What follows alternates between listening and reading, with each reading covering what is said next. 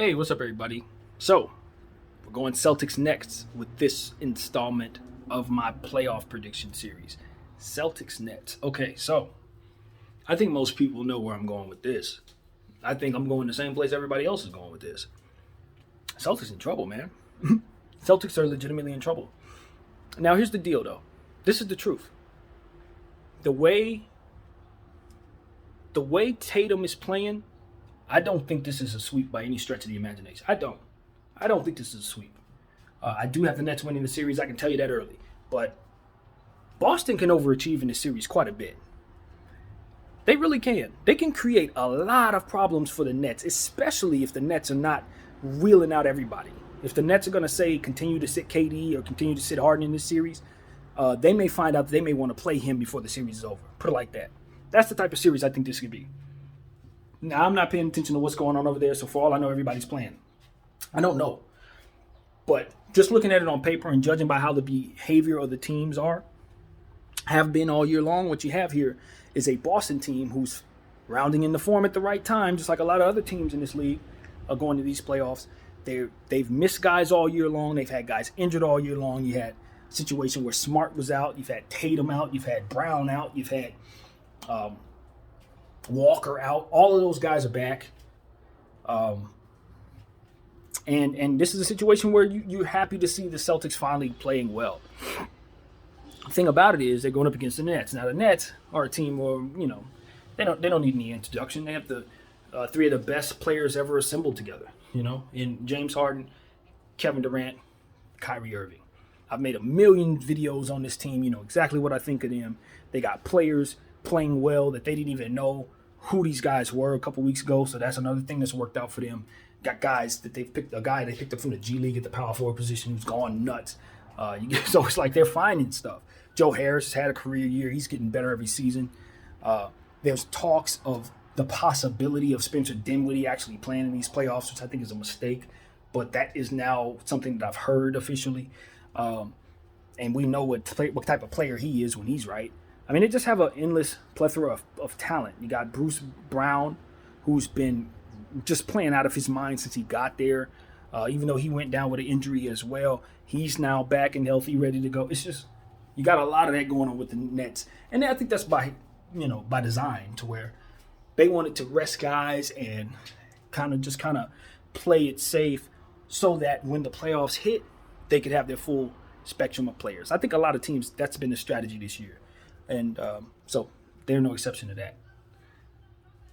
I don't think it's really like, look, I don't think you need to break down X's and O's as it pertains to this series. Jaylen Brown played great all year long, but I think, if I'm not mistaken, he's entering these playoffs a bit hobbled. He's not 100% right now. And I don't know if he's going to be out there or not, but he's been missing. Marcus Smart kind of just came back from injury himself. Don't know, what you're going to get out of him if he's going to be his normal self, but for the occasion, a guy like Marcus Smart going to be wide awake. Trust and believe, for the occasion, he's going to be awake. Kemba Walker, same thing. They have playoff performers on that Boston team that can really do damage. My question is, do they really have enough offense to keep up with the Nets if the Nets are going to be the Nets as we believe them to be? And the answer is, of course not. No one does. The end. So as far as I can tell this is a 5-game series. It ain't really a whole lot to think about in regards to this. I think Jason Tatum may get you one. It's that kind of thing. Maybe the Nets take a game off just because, this is like a free series for them. And to be completely honest, now, Kevin Durant is going to have to be Kevin Durant to keep this series from extending. He's going to have to be himself, in my opinion. I don't know what's going on with James Harden. If he's healthy, if he's going to be out there playing like himself, it should be, he's going to be able to get a win by himself without any problems. But Jason Tatum's wide awake. So if KD's not KD, that's a win for the Celtics right then and there. They're going to get one. Kyrie going up against the Celtics, very interesting stuff. I think he's going to have a little more pep in his step, obviously going up against his old team. Obviously, even more so, it's the playoffs and he's a champion. So he doesn't need any extra motivation to be awake for this series, obviously, but he has it nevertheless. So I expect him to be his best self going up against a team that he didn't have the greatest experience with in the Celtics. So, yeah, man, all in all, Celtics have been a team that struggled all year long. They were in the play-in situation for a reason. They were able to get themselves out of that play-in situation on the heroics of Jason Tatum.